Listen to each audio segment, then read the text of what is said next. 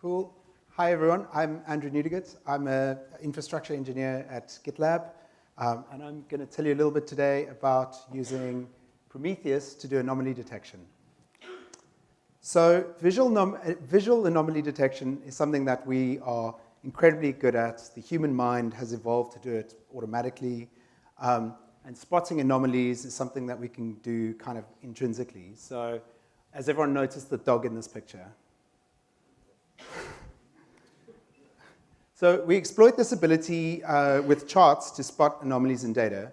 For example, this chart shows the RPS for one of our services, GitLab Pages, over a period of 48 hours. And to us, it's pretty easy to tell from this chart that there are 3 periods well outside the normal range. And that's obviously what we call anomalies. So in this talk, I'm going to show how we can perform anomaly detection on time series data using the Prometheus query language. So the first question really is, why is this useful? And for us at GitLab, there's several reasons. The first is that it helps us to diagnose incidents. So during an incident, it can be really useful to get a quick idea of which services are operating outside their normal boundaries. And in some cases, we can use this to diagnose the problem sooner and reduce the MTDD. A second reason is for detecting application performance regressions. So one example of this, we might get an n+1 regression getting introduced into our code, and this might lead to one service calling another service at a very high rate. And with anomaly detection, we can track this down very quickly and fix it. The third reason for us at GitLab that's very important is that we offer free compute through GitLab CI and free hosting through GitLab Pages. And there's always going to be a tiny fraction of users who want to take advantage of this and do bad things and normally mine Bitcoin. Anomaly detection helps us to tackle this. It's one of the many things that we use, but it's definitely helpful in that. And then finally, security issues is kind of the same as abuse. It helps us spot like unusual trends. And so for these reasons and others, I wanted to see if it was possible to use Prometheus to do anomaly detection, just using Prometheus queries and recording rules. So to keep things simple, for this talk, I'm just going to use this counter, HTTP request total. You'll see it many places in the Prometheus documentation. And now keep in mind that this technique will work with other metrics as well, provided they meet certain conditions, and I'll describe those a little bit later. So this example metric has got some extra dimensions on it. It's got a method, it's got a controller, status code, et cetera, and as well as the dimensions that Prometheus adds of instance and job. So the key to anomaly detection is choosing the right level of aggregation. And now this is a bit of a Goldilocks problem. We don't want to aggregate too much, and we don't want to aggregate too little. We want to aggregate just the right amount. If you aggregate too much, reducing your data down to very few dimensions, you could run into 2 issues. Firstly, genuine anomalies could be missed because your aggregation hides anomalies within your data or within subsets of your data at least. Secondly, if you do detect an anomaly, it's difficult to attribute it to a particular part of your system without further investigation. So as an example of aggregating too much, if we were to aggregate across all our HTTP request total series, it probably wouldn't be very useful. It's too much aggregation. So conversely, not aggregating enough will lead to its own pain. The main issue here is that you end up with a lot of series, and some of these have like a very small sample size. And this could lead to anomaly detection flagging genuine samples as outliers, and you might end up with a lot of alerts, for example. So our experience has shown that the right level of aggregation for this type of thing is at the service level. So we include the job label and the environment label, but we drop the other dimensions. And so for the rest of this talk, I'm going to use this aggregation, job HTTP request rate 5 minutes, which is basically a rate across job and environment on a 5 minutes window. So in order to understand how the technique that I'm going to describe works, I think it's probably worth doing a very quick stats recap. And because I'm going to butcher this, if you do have a good understanding of stats, like please could you just close your ears for the next 2 slides? So these four curves are probability distribution functions. And if you want, you can think of them as the probability of a certain value occurring within a Prometheus series.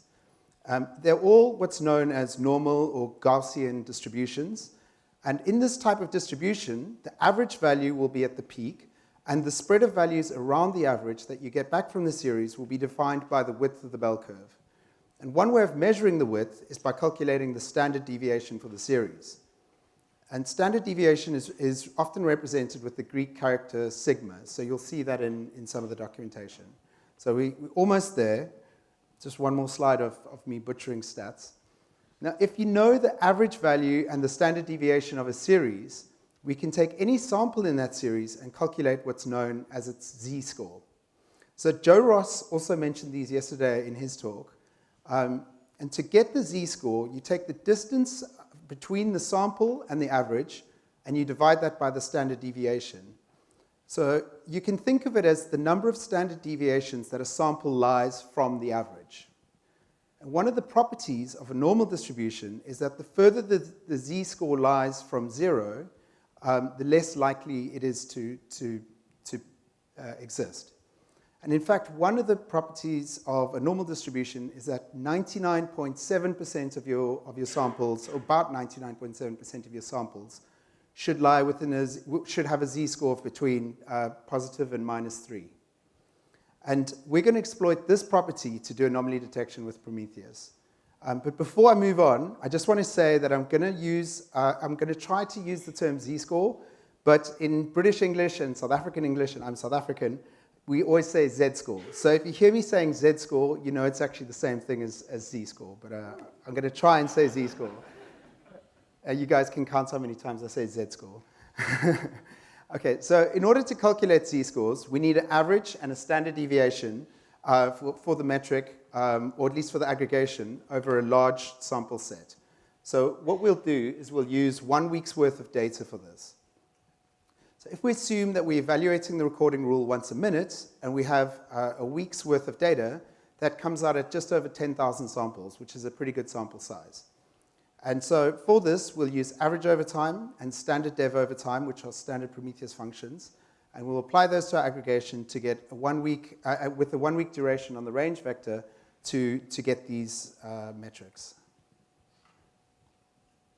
So once we have the average and the standard deviation for our aggregation, we can calculate the z-score for the metric using this Prometheus query, which is pretty straightforward. So knowing what we know about normal distributions, we know that any value that falls outside of the range of positive to -3 is probably an anomaly. And we could build an alert around this to tell us when our series or our range has gone outside of that range for 5 minutes, and that's pretty easy. I'll show you at the end. So one of the problems with the z-score is that they don't have a unit of measurement. And so they're not a rate per second, or they're not in the same unit of measurement as the thing that they're being applied to. And so this can be a little bit difficult to grasp. So what we do is we can visualize the range of values in the same unit of measurement as the metric. And then we can highlight the range which falls within a z-score range of positive to -3. And this is what it looks like. So remember that we're using a rolling average over a 1 week period. So the boundary tends to move over time, over days. It sort of moves up and down a little bit. And this is the same metric I showed on the first slide, which is our pages service request per second. And you can see that the 3 anomalies have just come out of the boundary, and so it's very easy to tell that they're anomalies. And anything outside of the green zone is probably an anomaly. And so just to kind of walk through that chart, the yellow line is obviously our aggregation. The upper limit of the green area is the average over time metric that we've already calculated, plus 3 times the standard deviation. And this represents the upper boundary z-score of +3. And then the blue dotted line in the middle is the average over time, and this represents a z-score of 0. And the lower boundary of the green area is the average minus 3 times the standard deviation, and this represents a z-score of -3.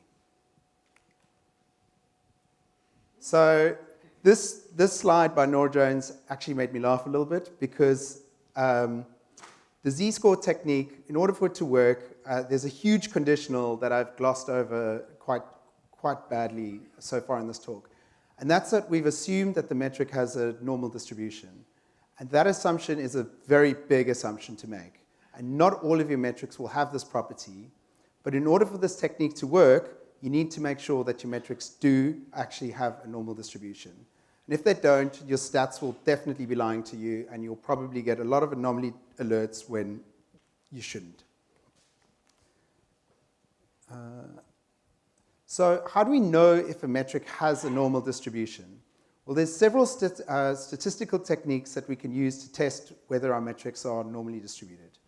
Now, I don't have the time to go into them in much detail, but the easiest test to perform is to simply check that all your samples have a z-score between positive and minus, say, 4. And if you run a query like these two that I've put up here, you can check your results. And if you get a value of, say, positive 20 or minus 15, you know that your data has a long tail, and it's probably unsuitable for this technique. But if you find that your values are within the range of positive to minus 4, then it's probably good for using with this technique. Keep in mind that you need to run this test on the aggregation, not on the unaggregated series. Otherwise, you won't get the same results. And metrics that probably don't have normal distributions include things like error rates, latencies, queue lengths. But the thing with these metrics is many of them tend to work better with static thresholds anyway. So with that warning, let's move on to the second approach I'm going to talk about. So z-scores work really well for normal distributions, but there's a second property of our metrics that we can take advantage of for anomaly detection on some of our metrics. And this is called seasonality.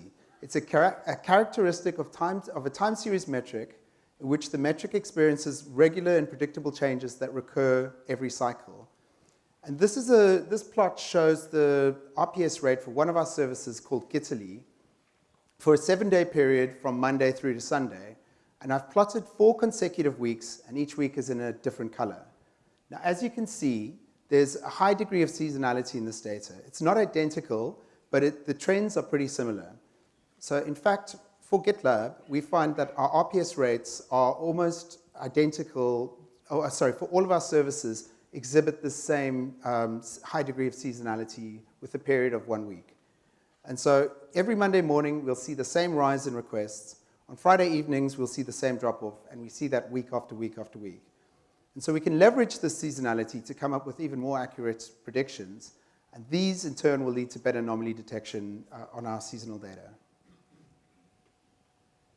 So this is a graphic representation of what I plan to do in order to create a seasonal prediction. And so this is 2 weeks of our Gitaly data, the request per second data for Gitaly. And to predict a value, we look at the series for 1 week prior, and then we add the week-on-week growth trend that we see in that series to that value to come up with the new value. That sounds quite complicated, but the Prometheus query for this is actually really simple. So really what we're doing is we take the value from 1 week prior, so we use offset, and we say offset 1 week, and then we add to that the average over time metric that we used previously, and then we subtract the average over time for the week before, again using offset 1 week. And if we do this, we can calculate a growth trend.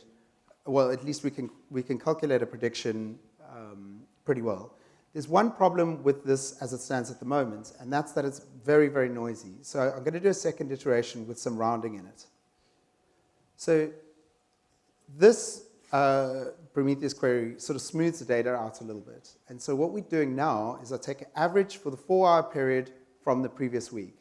So imagine we're trying to predict a metric as it was at 8 a.m. on a Monday morning. So instead of using 8 a.m. exactly 1 week prior, we use an average for the metric from 6 a.m. until 10 a.m. for the previous Monday morning. So we're not looking at an exact value. We're looking at roughly that time on a Monday. And because we want to use a 4-hour period centered on the current time of day, we need the offset to be 2 hours short of a full week. And that's why we use 166 hours and not 1 week in the prediction, or sorry, in the recording rule. So this is how our prediction fares. So again, we've got 2 weeks of Giddily RPS data, and that's in yellow. And then the blue line is our prediction. As you can see, it's pretty accurate, but there is one major flaw with this technique. So that is that if we have, so last month, on the 1st of May, it was a holiday in many countries around the world. It's known as International Labor Day. And on this day, lots of people don't go to work. And so on that day, on that Wednesday, we had much less traffic than we would expect. And you can see it reflected in our RPS data for that Wednesday. And so what does that mean for the prediction for the next week on May the 8th? So you can see it's reflected in our prediction for the next week, and it's much lower than it should be. So is this problem insurmountable? Of course, no, it's not. So the way that we can get around this is by using multiple predictions for several periods in our seasonal data. So in other words, we make 3 predictions for 3 consecutive weeks, for the Wednesday before, the Wednesday before that, and the Wednesday before that. And so we use the same queries we had before, but we just adjust the offsets. And so you can see in the query we've got offset of 1 week, 2 weeks, and 3 weeks, and then the 2 hours short of that again on the other ones. So if we look at the 8th of May, which was 1 week after the holiday, and we plot our 3 predictions, we get 3 consecutive weeks worth of predictions on the graph. As you can see, 2 of the predictions are really good, but the one for the previous week on the 1st of May was really, really bad. So the problem now is, how do we combine these 3 predictions, because we only want one, and how do we combine them? We could use the average of the 3, but this wouldn't really be ideal because we'd just be diluting the good values with the bad. And a better option would be to select the middle prediction out of the 3. And so how do we do this with Prometheus? It's just a small query. So statistically speaking, we're looking for the median value. Prometheus doesn't have a median function, but as Jack Neely mentioned in his lightning talk yesterday, we can use a quantile aggregation instead. So it's not exactly the same as a median, but it works pretty well in this situation. The one problem with this approach is that we're trying to have 3 series in an aggregation, and those 3 series are actually all the same series over 3 weeks, so they all have the same labels, and this makes joining them with the OR a little bit tricky. And so to hack around this, we introduce an extra label called offset, and then we use the label replace function to add an offset to each of our 3 weeks. And then in the quantile aggregation, we strip that off. And that gives us the middle value out of the 3. So it's a little bit sketchy, but it does work. So this is the prediction of all 3. And how well does it work? It works pretty well, actually. And the final results plotted next to the actual data that we saw for that day. So now that we have a fairly robust means of predicting the metric value, we can adapt our z-score, measuring the sample's distance from its prediction, and measure that in standard deviations. And instead of using the average, we measure it from our prediction. And so the more standard deviations away from our prediction we are, the more the likelihood of a value being an outlier. So we can update our Grafana chart to use our seasonal prediction rather than the weekly rolling average. And this gives us this pleasant rolling boundary which reflects the range of normality over certain times a day. And that rocky patch that you see over there, that sudden drop, That was Sunday afternoon when a certain cloud provider had some technical difficulties. So I found that with a seasonal prediction, using a boundary of 2 sigma or less is actually pretty good. I found in our cases we don't need to use 3 sigma, but I guess it depends on your workload to figure out what the right boundaries would be. And then if you want to send alerts for these anomaly events, you can use a pretty straightforward rule, and this checks the adapted z-score, z-score, the adapted z-score for the metric, and checks that it's within the boundary of positive and negative 2. On GitLab.com, we use a custom routing rule which will send this to a Slack channel but won't page the on-call. And that's because, like, if traffic overloads our servers and that leads to high latencies or error rates, then we'll page someone about those. But a random blip in traffic, we don't consider enough to wake someone up at 3 a.m. So to us, it's just a signal, and we'll send it to Slack, but we don't go any further than that. So finally, I just wanted to highlight another way that we use this anomaly information and how you can present it. And this was taken from one of our triage dashboards. So on the left-hand side, we have RPS information across a set of our services. And as you can see, they range from 150 to 60,000 RPS. In order to present these on a single graph, we need to use a logarithmic scale. But even then, it's kind of difficult to extract much detail from each individual service. On the right-hand side, for each service, we've plotted the z-score instead of the actual value. And that means that the further a series is away from 0, the more of an anomaly it is. And so with the charts on the right, it's really easy to assess whether any of our services or any of the services in our cluster are operating outside of their normal boundaries, and regardless of what those boundaries are, whether they're 150 RPS or 60,000, you can very quickly get an idea of if they're operating outside of their normal boundary. And that's it. So to conclude, the main points are you can do some anomaly detection in Prometheus. You need to make sure that you aggregate your metrics in order to do anomaly detection.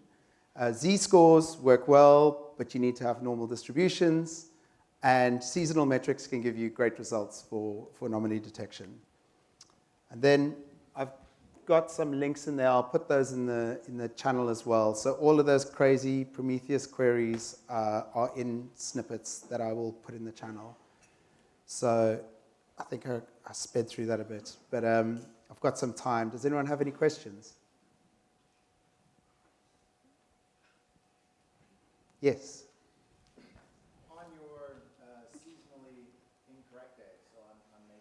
Yeah. These are all it's gonna look very bad all day. Yeah. We'll generally apply a site, like if. Thank you.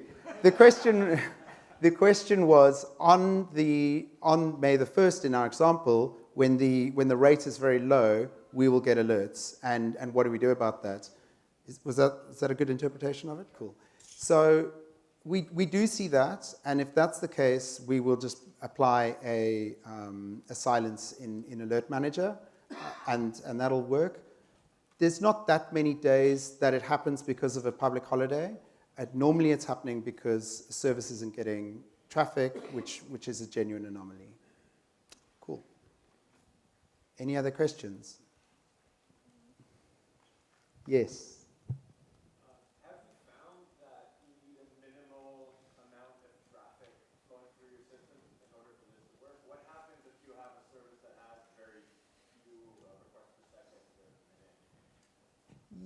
So the question is, have you found there's like a minimum amount of traffic that your service needs in order for this to work? I'm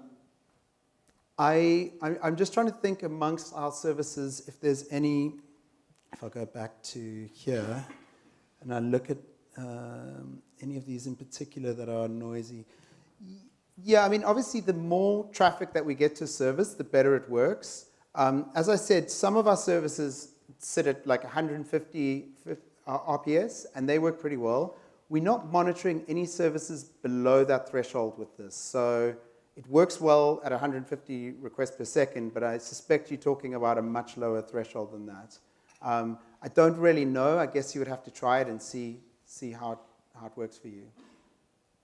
Cool. Yeah?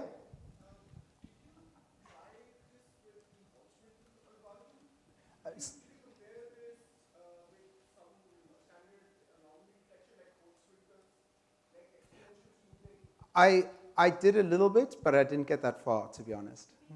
Oh, yeah. Thank you. I think the question was, did I try use Holtz-Winters? I did a little bit, but I didn't get very far with that approach. But maybe that's a limit to my knowledge of how Holtz-Winters works. But I'd love to talk to you about it more afterwards. Yes? Will your approach work instead of using an offset of 1 week, 8 days? Will the approach work if you have a period of 8 days? Yes. If the cycle in your traffic, if the period in your traffic is 8 days, then it will work. Pardon? In yours. If I used 8 days, then it wouldn't work at all, because it would be comparing Sunday's traffic to a Monday, and it would expect that flat data on a Monday, and it would see much higher rates, and it would alert us. So how would you pick the offset? So the question is, how do you pick the offset? Well, the offset is the period of your seasonality, right? So it's basically how you see the pattern. I think most of us, it'll probably be on a weekly basis. I can't imagine there's a lot of sites that have like an 8-day seasonality. It's pretty much going to be Monday through to Friday, or Monday through to Sunday at least. It's going to have a 7-day offset. Does that answer your question? Yes. Okay. We could talk about it afterwards as well. Over there? What do you do about expected anomalies? So they may not be periodic, but there is a certain maybe patterning that is like something that happens, you expect it to happen, but it's not on a period, right? How do you deal with that? How do you exclude those from your alerting? So the question is, how do you deal with expected anomalies in your data that you're expecting to come up? I guess for us, we use Alert Manager, and it's really quick to add a silence, and you can add those before the event if you're expecting something. The other thing is that because this is only going to Slack, to a channel, we've got this channel that we send it to. We grab a Grafana graph. It's a little Slack bot.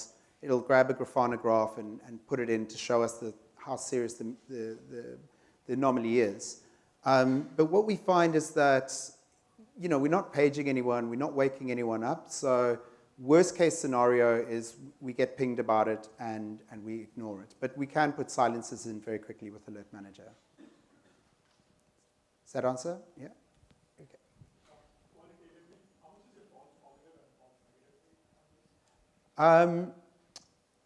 Well, it was really high before I started learning or remembering my university stats and everything about normal distributions.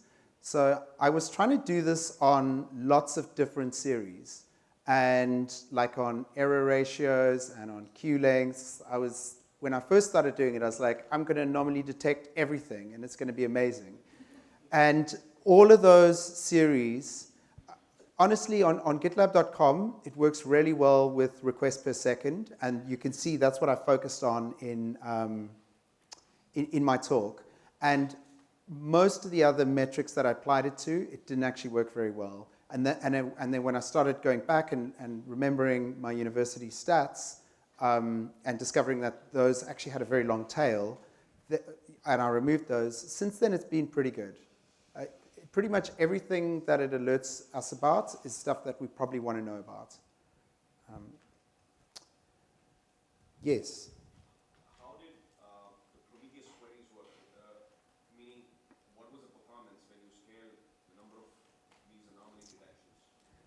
So we do it in a slightly strange way in that we actually, for each of our services, we have a recording rule that kind of brings the services metrics into a standard sort of metric that we call GitLab Service Ops, rate 5M.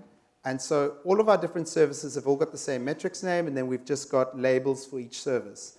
And pretty much all of them are the ones that you see on that slide over there. That's what we've done. We obviously, it's an ongoing effort to add more to that. Generally, and the other thing is you don't need to run the average over week and standard deviation over week metrics on like every minute, right? Because they change very slowly, so you can run those like once every 10 minutes, and we have them for about 8 services at the moment. I personally don't run our Prometheus cluster, but no one has come and complained to me yet. So I complain to them a lot about this and that, but yeah, not the other way around. They'll probably discover all the problems are actually because of me. But no, so far it's fine. Also, because we've pre-aggregated down, there's not a lot of data that it needs to go through, so we don't find like big performance problems. But if you were trying to do that on like a lot of series, maybe you'd have problems. Cool. Okay, thank you very much.